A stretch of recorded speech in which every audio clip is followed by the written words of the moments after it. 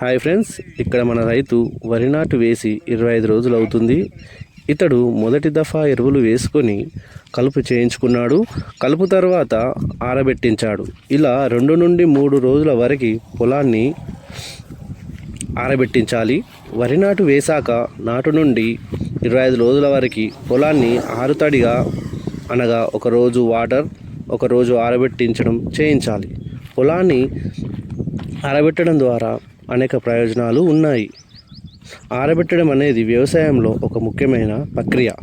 పొలాన్ని ఆరబెట్టడం వల్ల అధిక నీరు తొలగిపోయి మొక్కలకు తగినంత గాలి లభిస్తుంది. గుడ్డ త్వరగా కోలుకుంటుంది.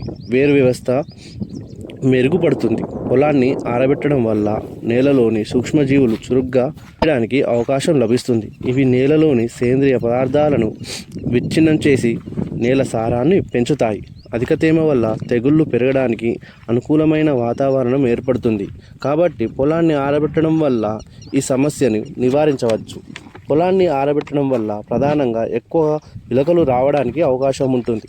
ఇలా పంట దిగుబడి పెంచుతుంది. సూర్యరశ్మి వేరు వ్యవస్థకి వెళ్ళి బాగా పనిచేస్తుంది. కాబట్టి మీరు కూడా 25 రోజులు 30 రోజుల తర్వాతగా పొలాన్ని ఆరబెట్టించడం వల్ల చాలా ప్రయోజనాలు పొందుతారు.